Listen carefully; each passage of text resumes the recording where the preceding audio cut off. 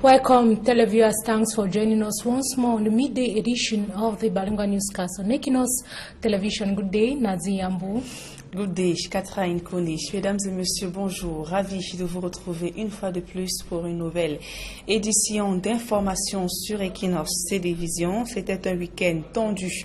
À Douala, la capitale économique est restée quadrillée par les forces de l'ordre durant toute la journée de samedi. Les allées et venues des habitants de la ville étaient filtrées et bon nombre d'entre eux ont été contraints en la marche. Tout ce dispositif avait pour but d'empêcher une marche du Social Democratic Front décidé d'outrepasser la décision de l'autorité administrative. Les précisions dans ce reportage de François Dikoumé, Donald Brice Kanga.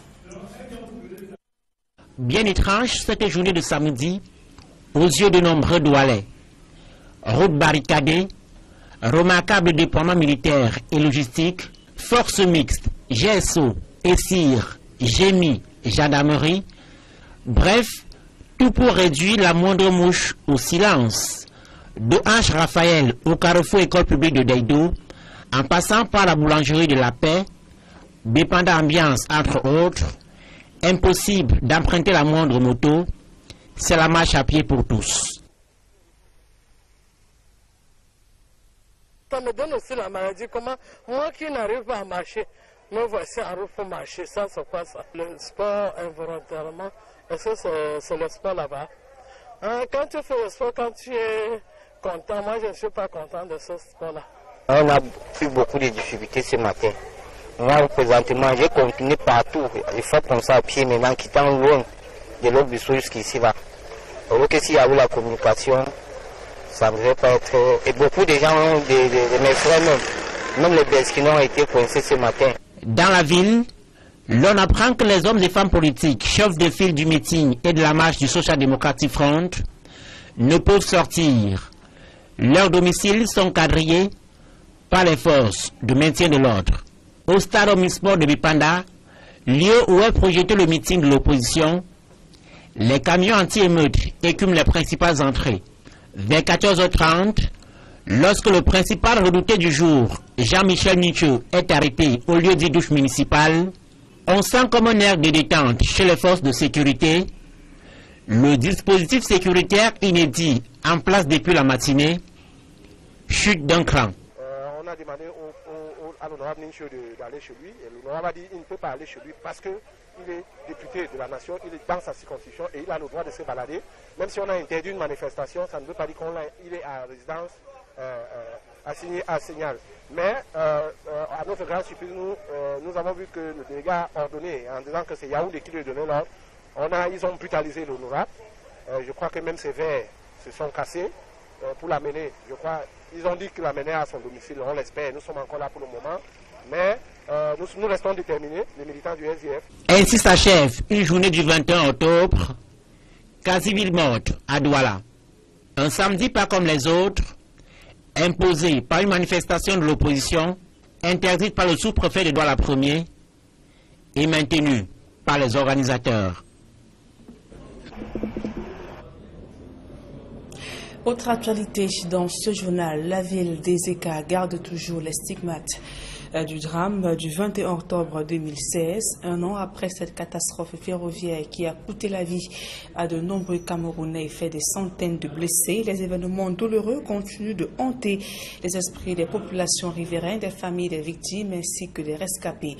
C'est avec le cœur meurtri qu'ils ont commémoré ce samedi le premier anniversaire de ce déraillement du train le 21 octobre 2016. Ces précisions dans ce reportage de Joaniem et de Juringui Nyondi.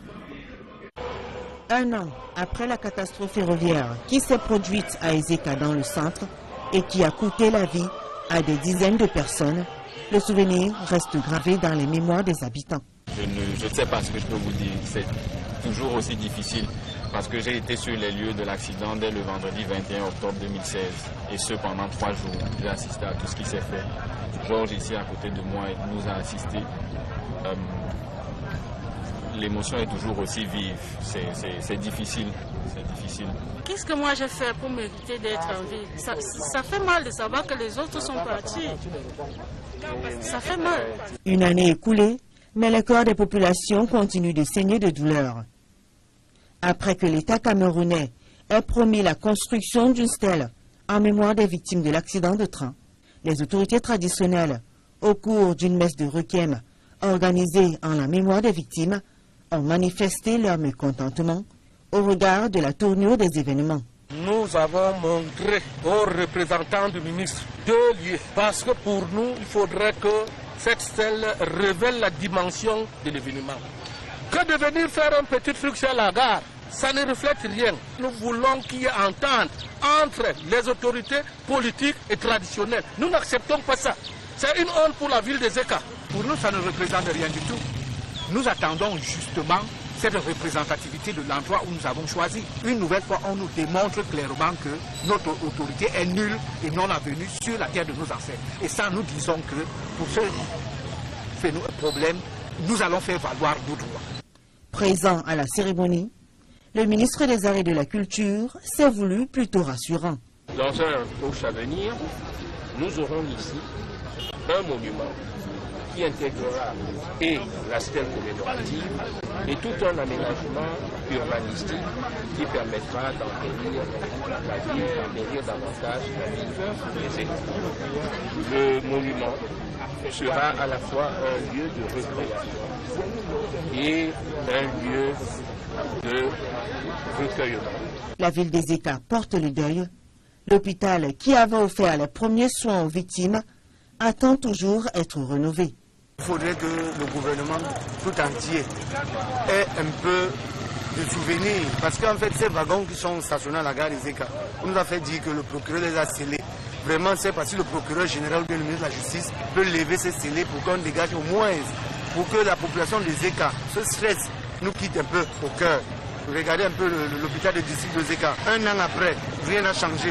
Vraiment, on lance un cri de cœur auprès du gouvernement pour que, on pense au moins à Zeka. Un an après la catastrophe ferroviaire, la ville meurtrie a de la peine à oublier le fameux vendredi 21 octobre 2016.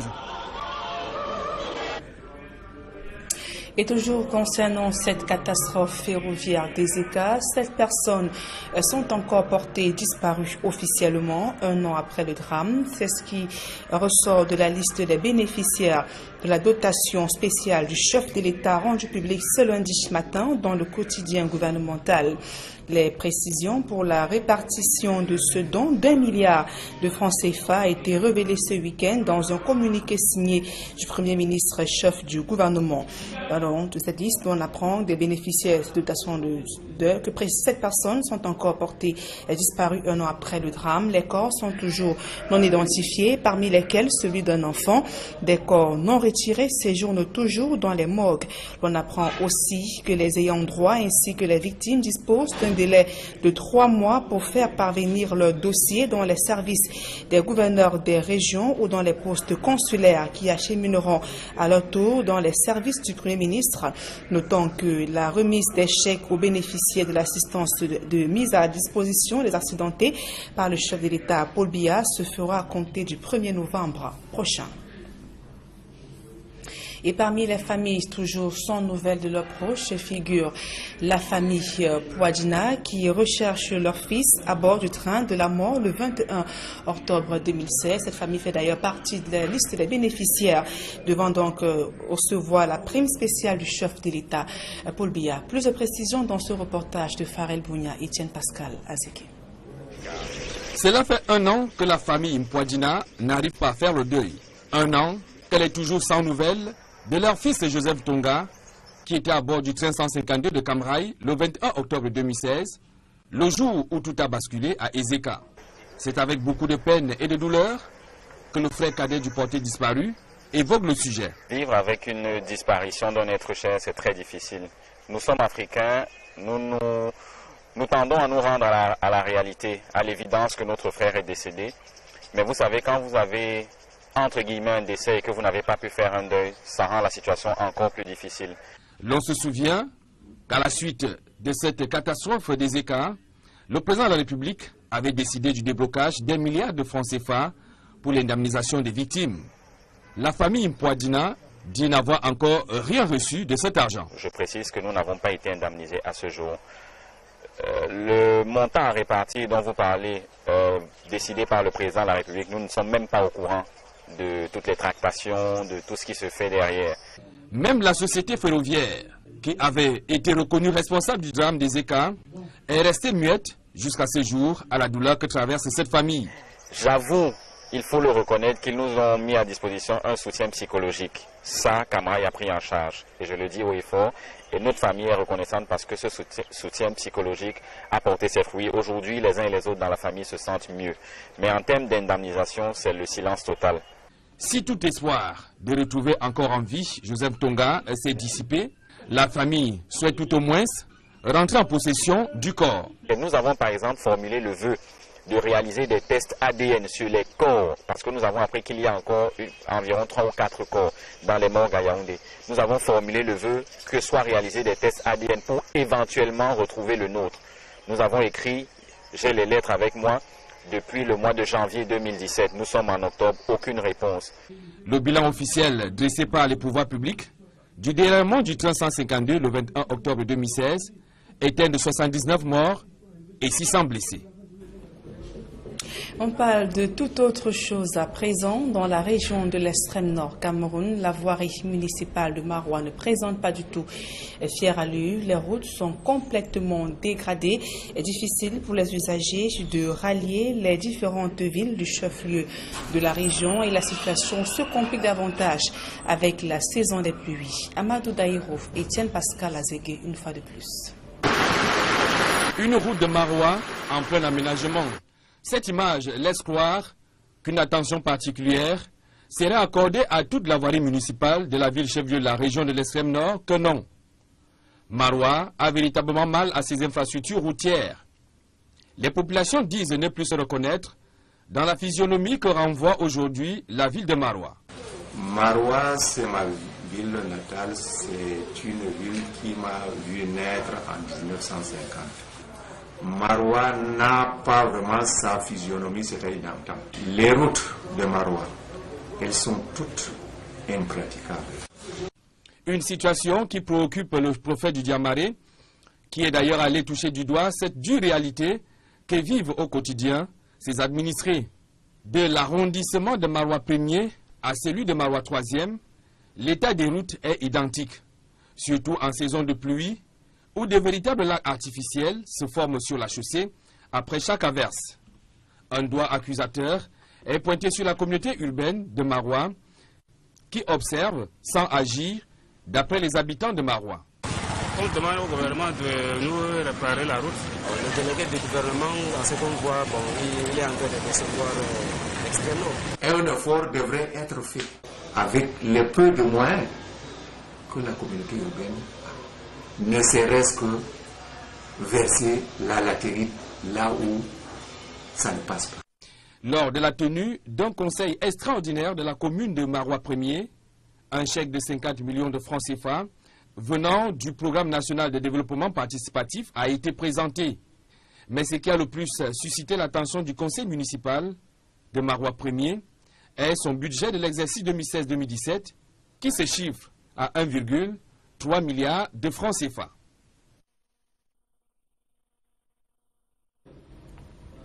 Et du sport football à présent, Coupe du Cameroun 2017, 7 des 8 équipes ont pu décrocher leur ticket de qualification ce week-end. C'était lors à l'issue des 8e de finale. UMS de Loum élimine Astre de Douala après une séance de tir au but 8 contre 7. FC de Yaoundé 2 a également battu Bonabéry FC après la séance de tir au but 4 contre 2. Le Racing Football Club de Bafoussam, toujours après une séance de tir au but, écarte Stade de Banjoun. Douala Athletic Club fait tomber le leader Edine FC 4 tirs contre 3 et Yon Sport élimine Saint-Peter de Limbé sur le score de 2 buts à 0. Victoria United perd devant Feutueux FC battu 2-0. New Star élimine Fouda Konolinga sur le score de 3-0. Donc parmi les premiers qualifiés pour ces quarts de finale, FC Yaoundé 2, Douala Athletic Club, Racing de Bafoussam, Nyon Sport Académique de Bamenda, Victoria United, New Star de Douala et UMS de Loma. Le match Lyon blessé de Fotoni Africa Star a été reporté à une date ultérieure. Catherine Kone, you have the second segment of this news. Exactly, Nadzi Yambu. Thank you, televiewers, for staying with us on this second part of the Balingo newscast on Ekinos television. Cameroon's economic capital was under heavy military surveillance. Over the weekend, security forces were deployed in their number across the town to hinder the Social Democratic Front Party and other political parties from expressing solidarity to the people of the Northwest and Southwest region hit by socio-political crisis for more than 1 year. Innocent Aze reports. By 5:30 a.m. Saturday, October 21, security forces comprising police and gendarmes surrounded Bipanda and its surrounding vicinities upon the instruction of the divisional officer for Douala 1, all in a bid to suppress the SDF Solidarity March scheduled for 1 p.m. despite its ban. All junctions and entrances, including streets, in every localities in Bipanda were heavily militarized, with police and gendarmes stationed at least after 100 meters. Beidou, Ndokoti, Bepesite, among others, witnessed heavy deployment of security forces. Omnisport Stadium was completely colonized by the security forces, ready to dissolve any manifestation by the SDF and other political party militants with water cannons and tear gas. Pedestrians were not permitted to walk in groups. Those carrying bags were intimidated with a thorough search conducted to know its content. Phone calls were as well restricted in some areas and taking of images. This reporter and the cameraman Francois Dikome were intimidated by police of the Bepanda Southern District Police Station for filming in their zone, which they say is strongly restricted. Our camera, mobile phones and bags containing other gadgets confiscated. They forcefully erased images taken in their zone, had us released and evacuated from their zone. However, the population who got up Saturday morning headed to work and market on foot as circulation in Bepanda was prohibited.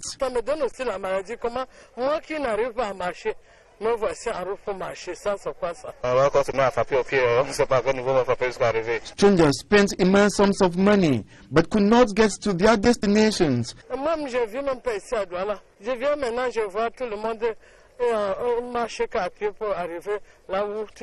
On veut contourner, tous les postes sont bloqués, tous les entrées sont bloqués de l'histoire.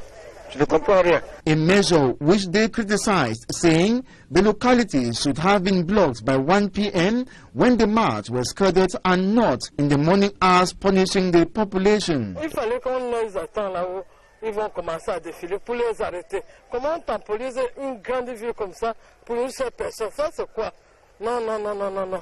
Ils devaient laisser les gens le matin, vaquer à leurs occupations, et à 13h, ils prenaient les dispositions pour sécuriser la marche. It is still unclear when Bepanda will be demilitarized this Saturday, especially when none of the actors or militants to take part in the Solidarity March has this far been seen. Families are still in grief, many with unanswered questions 1 year after the train derailment in Ezeka that claimed dozens of lives and left many in critical conditions. It was on the 21st of October 2016 that a Camrai passenger train with over 1,000 passengers on board had an accident in the Yongankele division, one of the deadliest train accidents in Cameroon. The financial assistance promised the victims and relatives of the accident, according to the government, has been laid out, but the 1 billion francs CFA is still to be given to the beneficiaries. We now present to you a man whose brother's whereabouts is still unknown after the Ezeka train derailment. Details in the following report. Avec une disparition d'un être cher, c'est très difficile. Ruben Michel expresses anguish over the death of their brother during the Ezeka train accident last year. The family has not succeeded till date to find the mortal remains of their brother, who they claim was involved in the train crash that claimed lives of hundreds of persons. Je précise que nous n'avons pas été indemnisés à ce jour. The family is saddened that there were sidelines in the payment of indemnities of families who lost loved ones during the crash. Au début, les enfants ont demandé des nouvelles de leur père. Jose Ntonga, as he was called, left behind 2 kids who are still asking of his whereabouts. His absence is a shock to his 2 kids, and raising them, according to Ruben Michel, is another burden for the family to bear. He added that several letters have been written to Camrai for investigation to be opened on his brother, but hasn't received any reply from them. However, we did not succeed in our attempts to know more about the 1 billion francs CFA President Paul Biya promised to victims of the Zeka train accident. Though a year now, memories of the Zeka train accident are still fresh in minds as if it happened yesterday. In respect of the 1996 Constitution, effectiveness of decentralization and the amelioration of social amenities are just the suggestions made by the population of Bongé in the southwest region of the country as a solution to the ongoing crisis. They were speaking during a meeting with the delegates of a delegation of elite led by Senator Mofa Andrew. Details with Derry Jackson. The Bongé Council Hall was the venue where Senator Mofa Andrew Otelet Commission dialogued with the population of the subdivision. In the course of the meeting, the population present called for the respect of the 1996 Constitution and the effectiveness of decentralization. Let us tell the head of government that they should go back to our 1996 Constitution. The provision that had to do with the 10th autonomous region should be implemented in totality. 1996 there was decentralization. Bongé would have been doing their own, getting their revenue and building themselves. Nothing is happening. When we enter into the marriage, it was equal rights, equal opportunities. The Anglophones should lead this country as a head of state. When the Francophone leads, Anglophones, when they attend camps, they should take the lead. Bongé, being one of the largest subdivisions in the southwest region, with about 80 villages, is plagued particularly at the level of its accessibility. The head of the dialogue delegation to Bongé had the following appraisal to make at the end of the meeting. They are for a more decentralized system of government where the local population can take hold of its own affairs. Parents should encourage their children to go back to school, and the civil strife should stop. So we are thinking that there is the violence that perpetrated should stop. The people should be peaceful, we should be law-abiding, people should be respectful, and people should continue having faith in those who are representing them and in those who are governing them. Bongé subdivision, should be recalled, is one of the highest cocoa producing areas in the southwest region. That was rather Martin Jikangebre reporting. Meantime, the 50 million francs CFA budget for the reconstruction of major roads in Maroua Far North region of the country is said to be realized by the population who are complaining over the deplorable conditions of the road. Details in the following report. Poor roads infrastructure continues to be a major problem in Cameroon. In Maroua, headquarters of the Far North region is said to experience developments in terms of road infrastructure. The roads are practically impassable due to the deplorable condition. It is a nightmare during the rainy season as major roads turn into rivers, and in the dry season the road becomes dusty. The major road that depends on the urban community have become a shadow of itself. Inhabitants expresses anguish over unfulfilled promises by authorities in charge and said they are impatiently waiting for the municipal election to express their grievances. Maroua, c'est ma ville natale, c'est une ville qui m'a vu naître en 1900. To this inhabitant, he was born in this city, but for years now, Maroua has been left behind in the aspect of development. The roads are a nightmare to commuters. Activities have been paralyzed due to the bad state of roads. However, construction work was carried out in some major roads in the town of Maroua, that they are fast degrading, leaving inhabitants to question authorities on the 50 million francs CFA that was budgeted for the construction of major roads in Maroua 1 municipality. And that brings us to the end on this edition of the Balunga Newscast on Equinox Television. Thanks for staying with us. Good day once more. Nadia Mbou. Good day, Catherine College. Mesdames et messieurs, c'est la fin de ce journal. Merci de nous avoir suivis et passé d'agréables moments en compagnie de nos programmes.